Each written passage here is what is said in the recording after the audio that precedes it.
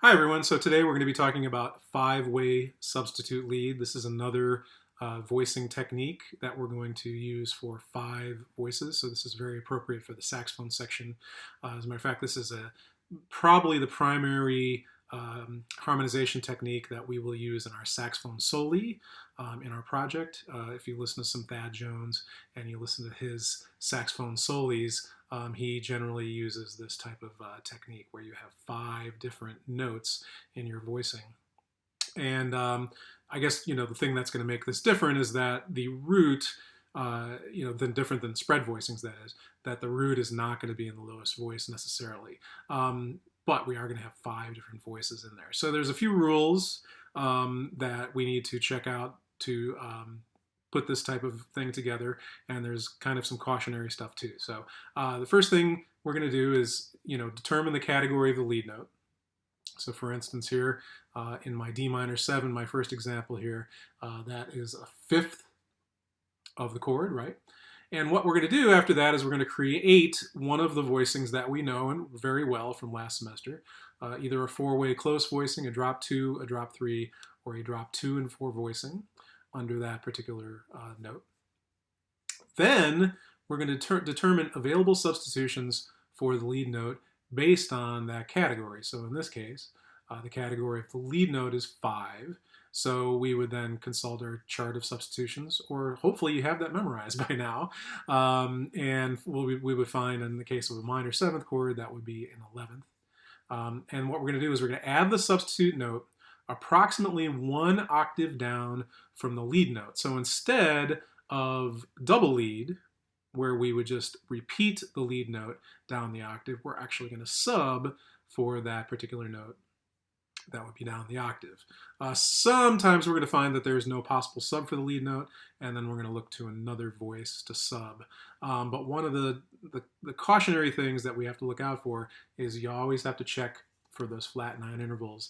Now that we have 5 notes in our voicing, it's going to be a little easier to write some sort of flat 9 interval, which it's not always a bad thing, but it tends to be an unstable interval and usually pretty unpleasant. But here's the common ones that we will find, and hopefully we won't find any of these today. And if we do, we're going to eradicate them, get rid of them right away. So like sometimes if you have a root high, and if you write, and we found this out last semester, that this is a very easy thing to do just in regular drop 2, is put a major 7th an octave below a root. We get that flat 9 interval. A flat 3, in other words, the minor 3rd with a 9th below it. A major 3rd with a sharp 9 below it. One we couldn't really do last semester because they're both from the same category would be like a natural 5 with a sharp 11 below it. One we could do last semester, I think, was flat 7 with a 13th below it. So I think that's the list. I went through those today, but maybe we'll discover another one today. We'll find out. Anyway, so I'm going to go through this fairly methodically. The first 5 examples here, I'm going to go ahead and just use four-way close as the basis for my 5-way substitute lead voice. So as I was saying before, on this D minor 7 here, we have a 5th in the lead. So in four-way close, our next note down would be the 3rd, which in this case is F. Next note down in this case would be the root. And, in a minor 7th chord, we usually like to add that color of the 9th in there. So I'm going to go ahead and do that. I'm going to sub a 9 for the root in this case. Remember, minor 2nds and major 7ths add richness and texture to our voicing. So we always want to try to include those if we can.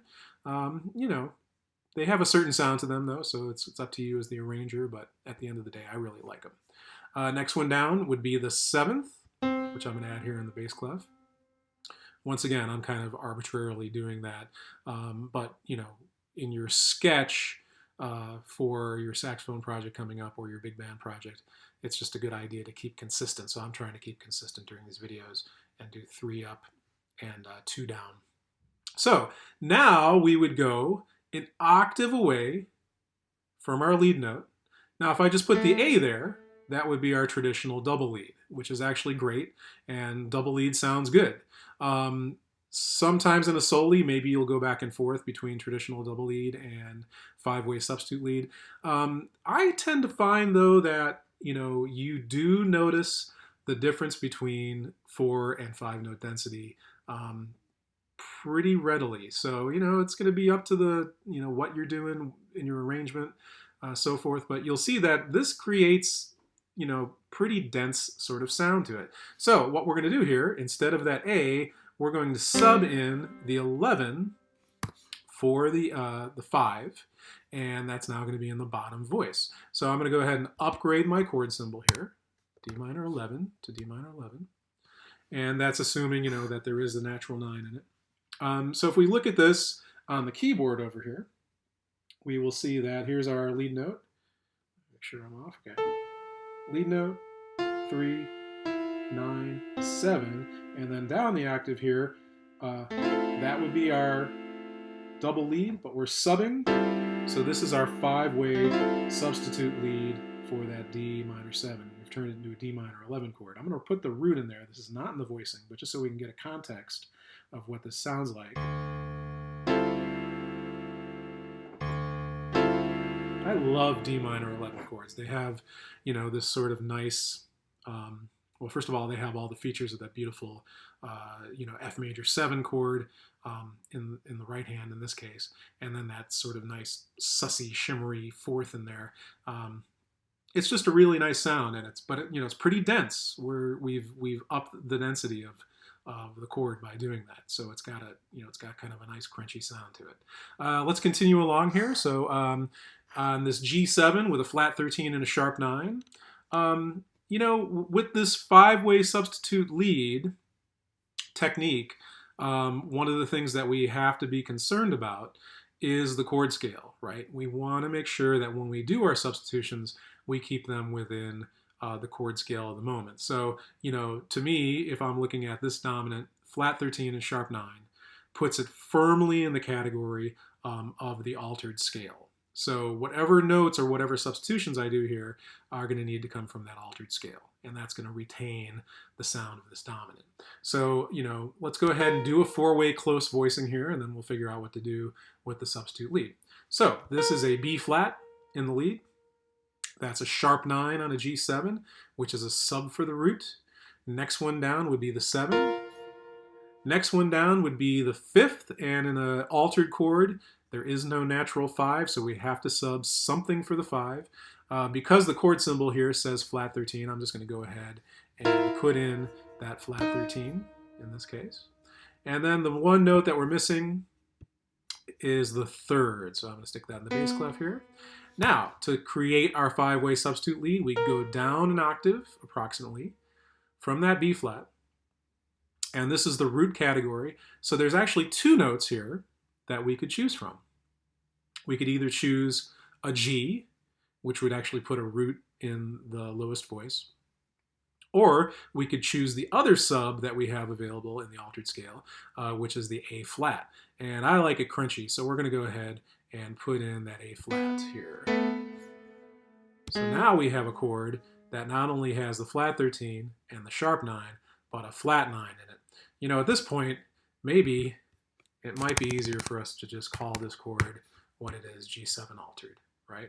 So if we look at this on the keyboard, here's our lead note. And guess what? That right hand there that I just played, or those 4 notes, that should look familiar to you guys. That's, once again, that sort of Lydian grip. But now, going down the octave here to the B flat, and then subbing for it, we get this A flat. So look, actually, without the G in there, if we're looking at this, it kind of looks like an A flat minor 6-9 chord, doesn't it? But the root is actually here. Oh, that's so beautiful, right? So beautiful, dense, colorful, just a really, really great sounding dominant, right? This is just a great technique to create color in your voicings. Okay, let's continue along now. Here's a C13 with a sharp 11. 4-way close voicing once again. 13 subs for the 5. Next note down is, you guessed it, an E. Next note down is the root category. I'm going to go ahead and sub the 9 in for the root category. Next note down would be the 7th, and I'm going to put that right here. Now, going down from the 13, approximately an octave.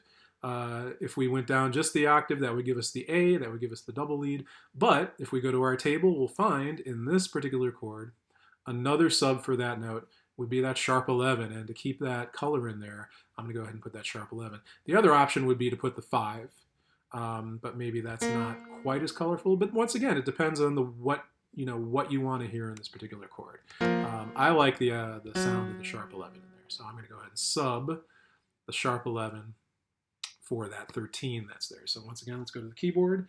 Hey, look what just showed up again. There's that Lydian grip again. Wow. I wonder why that keeps happening. And then down here, approximately the octave, there is my F sharp, which is the sharp 11 of that chord. Wow, check this out. If we look at this chord without the root, what do we have? It's actually an F sharp 7 chord with a flat 13 and a sharp 9, isn't it? Without that root. But then we throw in the root. Well, I don't think I can do it down there. That sounds a little bit more like that Lydian dominant sound that we're familiar with.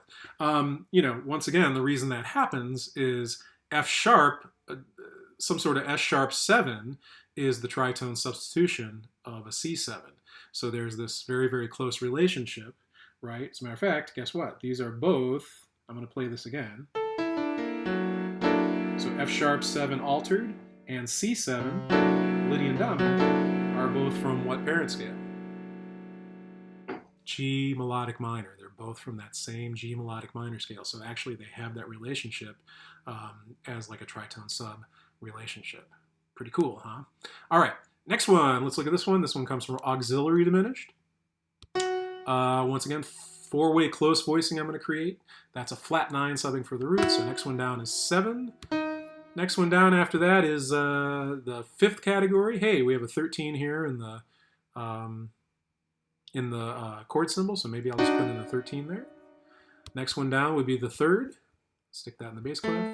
And then again, we're going to go down approximately an octave and put in some sort of sub for that G flat. This one's going to be super crunchy because guess what? We could either put the F in there, which would give us the root, or the other sub in auxiliary diminished for the 9th is going to be the sharp 9. Let's try that. Now we're going to have, look at this, we're going to have 2 half steps in this chord. So this is going to be super dense. Let's hear that on the piano. Whoops. I always got to remember to unclick before I do that. Here we go. Let's try that again. And then here's our substitute lead. Woo! So that's a little scary. But hey, you know what? It's pretty interesting, right? And it's maybe that's the sound you want at that particular time. Once again, you can temper these. Let's just put in the root for a second, see what that sounds like. So maybe that's a little clearer sound. Maybe you'd like that better. There's another option here, which I'll get to. Actually, I think I'm going to get to in this next one here. No, actually, no, I'm not going to get to it here in this next one, but I think in some of the ones coming up, we're going to get to it. Let's take a look at this one to finish off our 4-way close section. So let's go ahead and do a good old B flat major 7 close voicing here. There's our 5th. There's our 3rd. Now here comes our root. And I like, in major 7th chords, right? If we have a major 7th in there, I tend to like to put in the root itself because it does retain that major 7th interval, which gives us richness in the voicing. Now we go down approximately an octave, and on a major 7th chord, we find that we can sub in a 6 for the major 7. So at this point, what do we call this chord? Well, we'd actually have to call it a major 13 at this point because it's got the major 7 in there and the 13. So really it's somewhere between, major 7 and major 6/9, or excuse me, a 6/9 chord. So let's hear what that sounds like. It's, it just looks like a G minor 7, G minor 9 chord on the top. Right? So it's just a little bit more dense major 7th sort of sound, right? Okay, so not only can we do this in four-way close, but we can do this in some of our other voicing techniques as well. So let's go here to this A minor 11, and now we're going to do this whole line with drop 2. The cool thing about this is that sub is not going to end up in the lowest voice. It's actually going to be the second to lowest voice if we do it correctly. So let's see how we do on these. So here's an A minor 11 chord. We have the 11 in the lead. Our next note down is going to be the third, which I'm going to go ahead and drop. And I'm going to drop that into the bass clef. Next one down would be the root. I'm going to go ahead and sub in a 9. Next one down would be the 7th. Okay, so there's our drop 2 voicing for a minor 11th chord. Now what we do is we take the lead note, go down approximately the octave, and sub for it. Actually, I'm going to go down and do that in the bass clef. So if we go down an octave, it would be here. But now we're going to put in the sub for that, which in this case is going to be an E. So look, we just have this kind of tertian voicing here. But, you know, hey, it works. Check it out. So here's the D. Everything down in diatonic thirds. Not bad, not bad. It's got that major 7th in there from the 3rd to the 9th. Nice G triad on the top. It's a nice sounding chord. Okay, let's take a look at this one. F sharp, half diminished 11. And I called it that because I have another 11th here in the lead. But here's the thing, right? So let's see if we can voice this relative to the way that we think about the 11th in our chart of substitution. So we think about an 11th on a half diminished chord as subbing for the root, right, instead of the 5th in this case. So if this subs for the root, our next one down would be the 7th. And I'll tell you what, let's just experiment here, and I'm going to go ahead and drop that right away. Drop that into the bass clef. Next one down after that would be the 5th, right? So in this case, it's a C, right? Because there's a flat 5 in our half diminished chord. Next one down would be the 3rd, right? So that's looking pretty good so far. Here's the thing though, so because this one's a little bit special, right? We've been left here with a bit of a gap, right? We have this major 7th, which actually sounds pretty good. You know, maybe at the end of the day I might have put the E up here, but let's go with it. Let's go with this formula and see what happens. So if we go down approximately an octave from here to this B, it's a little problematic because our other sub for a root is the natural 9. So I could do one of two things here. Let's try doing it just kind of by the formula first. I'm going to go ahead and put that natural 9 approximately an octave away. So in this case, it's about a 10th away, or a minor 10th away. And that's going to add some color in the middle. Let's see if I can play this.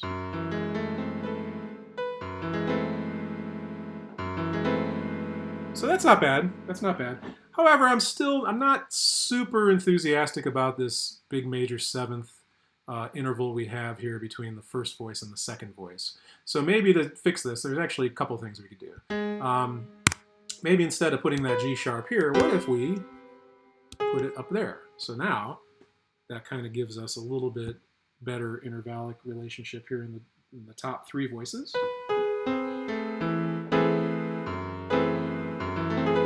That's pretty cool. I like that. The other thing we could do is we could raise up the E, but maybe technically that wouldn't be drop 2 at that point. So the half diminished chords you have to be a little bit flexible about. You know, maybe you'll start out saying, okay, I'm going to drop 2 this, but you know, at the end of the day, maybe 4-way close might be a better voicing or a better option because of the way that we treat that 11th in there. But I think that voicing that we created there sounds pretty good. So we might have broke a rule or two, but what the hey. We're looking to write stuff that sounds good, right? If we break the rules to make things sound good, win. Okay. Next one, B7 altered. So this D natural here is not the 3rd, right? That is the sharp 9 once again. Sub for the root. Next one down would be the 7th, so I'm going to go ahead and put that, drop it, and I'm going to put it in the bass clef. Next one down after that would be some sort of fifth. Since this is altered, I'm going to go ahead and put in, how about a flat 13. Next one down would be the third of the chord. So in other words, we'd put a D sharp. So look, this chord actually has a D sharp and a D natural in it. I mean, this is technically a poorly spelt sharp 9, right? It should be C double sharp, but who wants to read C double sharp? I don't. Then we'll go down approximately an octave from there. We get this D here. Whoops. We get this D, and then we'd look at our possible subs in the altered scale. So we'd have root or flat 9. To make it nice and dense, I'm going to go ahead and put in a flat 9.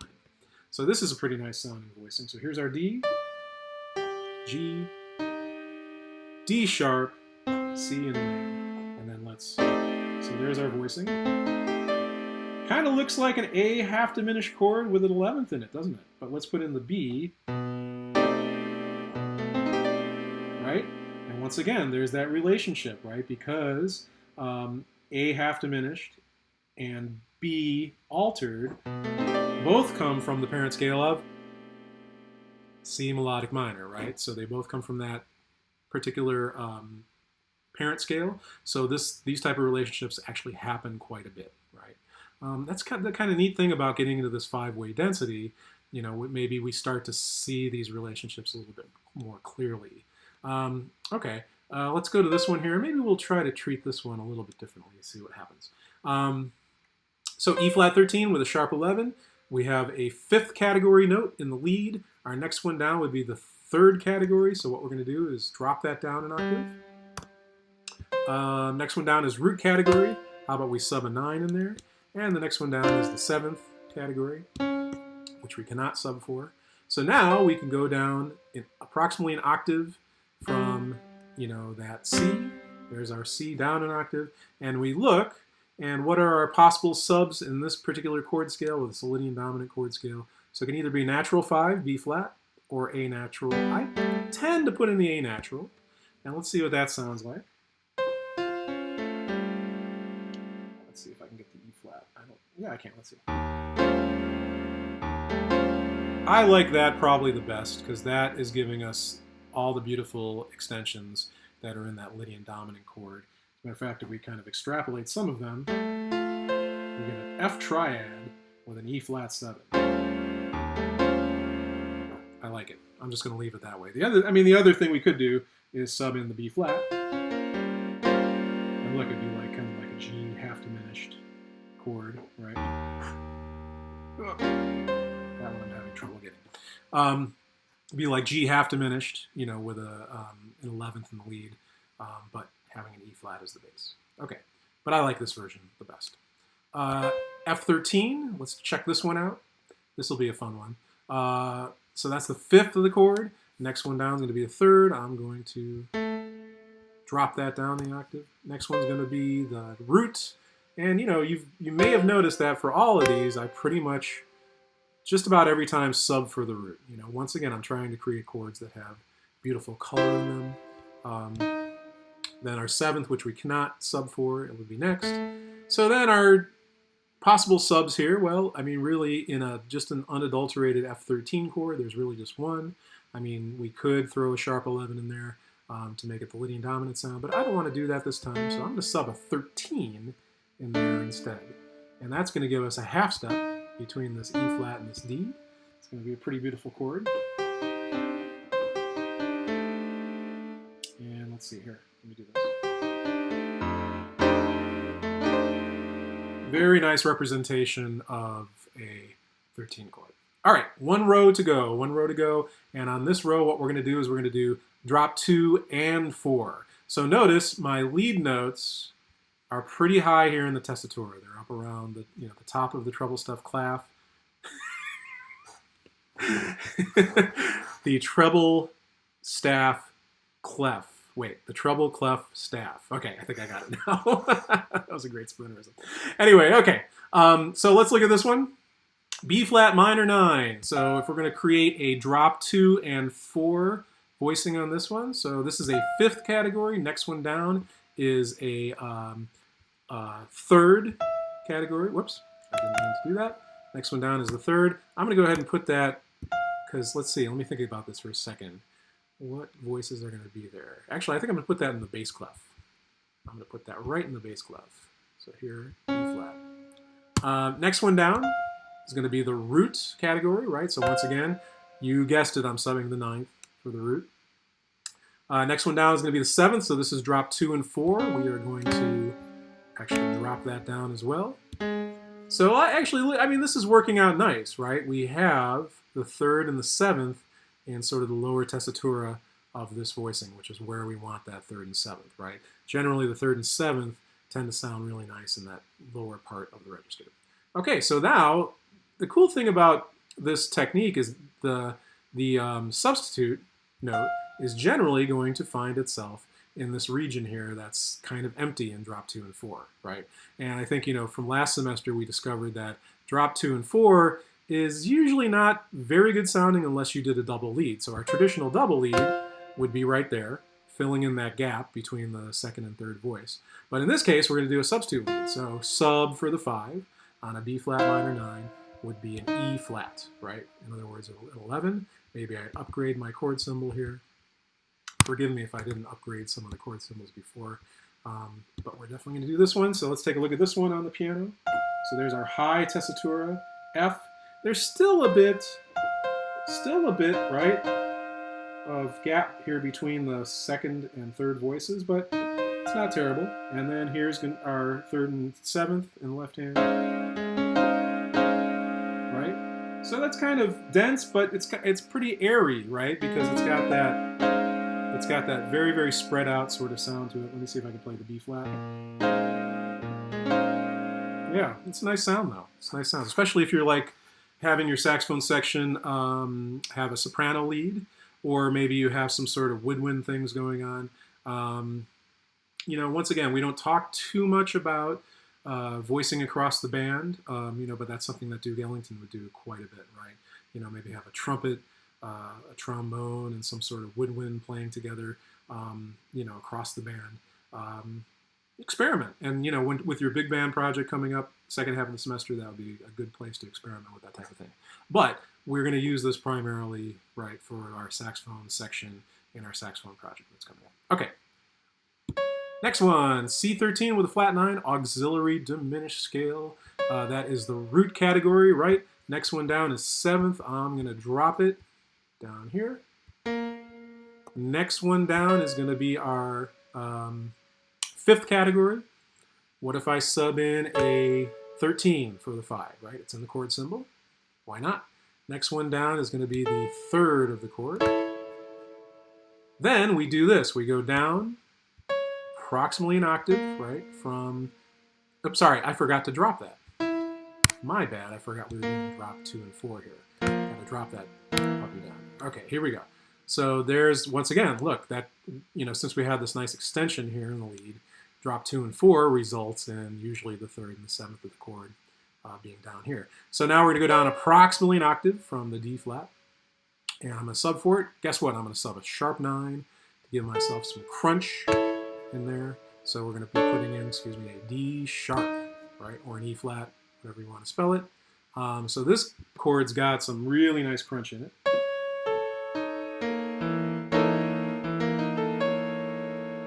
Pretty cool. You know, once again, there's that A triad. A couple other notes in here. There it is, rooted with the C. Nice and dense, but beautiful. We have actually 2 major 7th intervals in here, right? The E to the C sharp, and the B flat to the A, right? Nice voicing.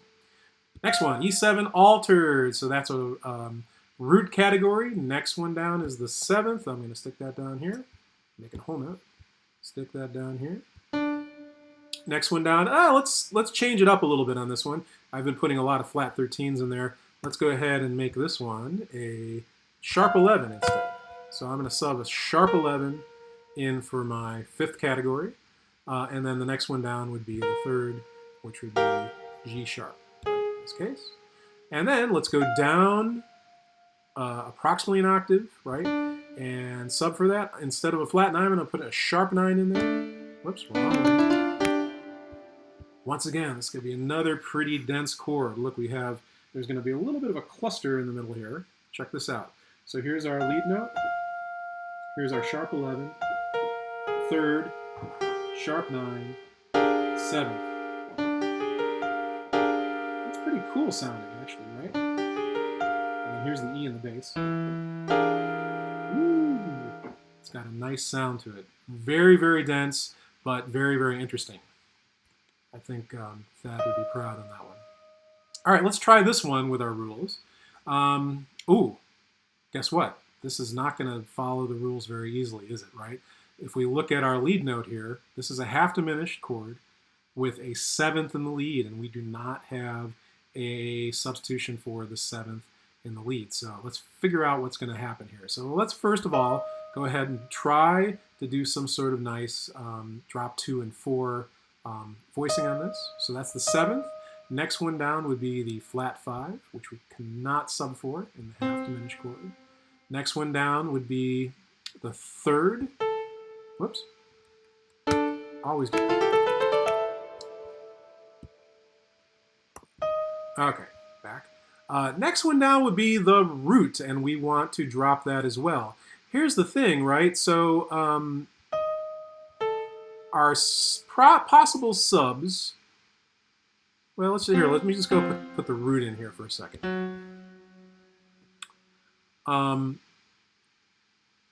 So there's a couple things we could do here.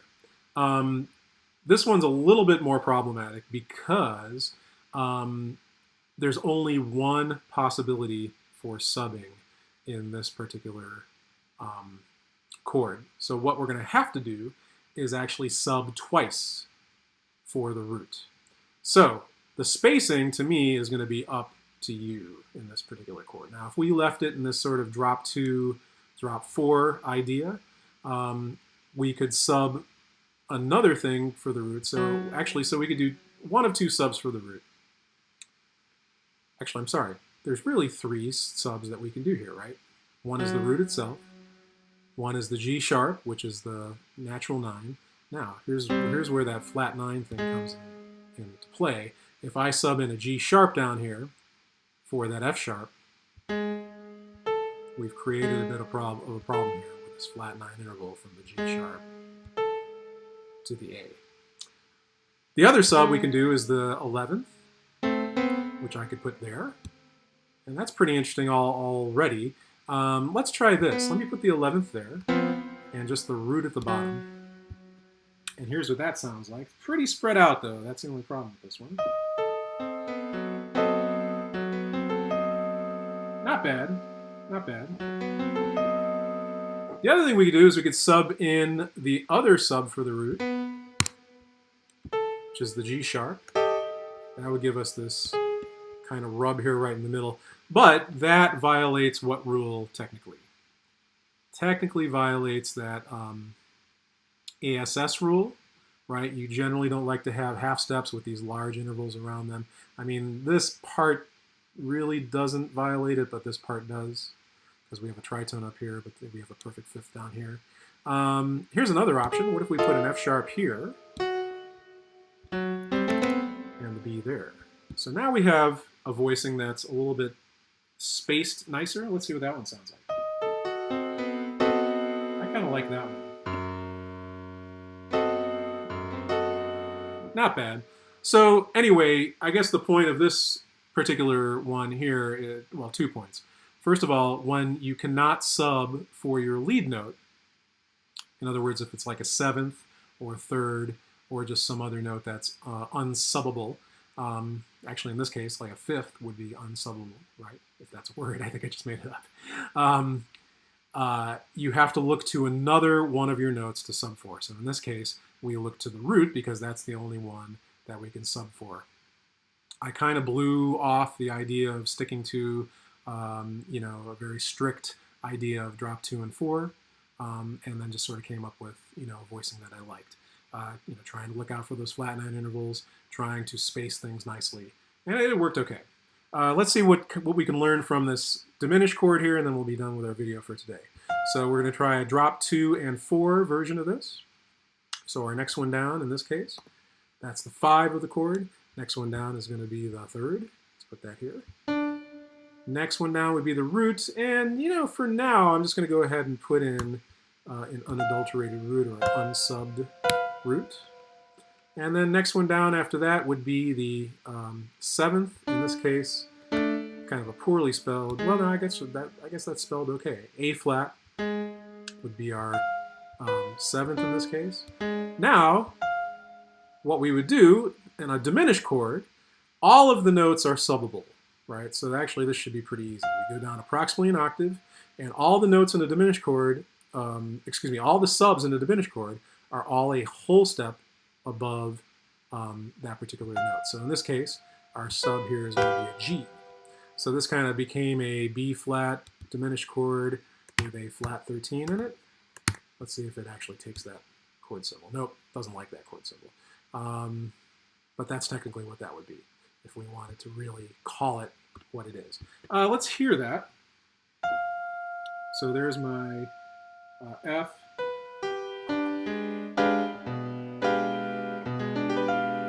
That's pretty cool. So here's just the diminished chord by itself. And then here it is with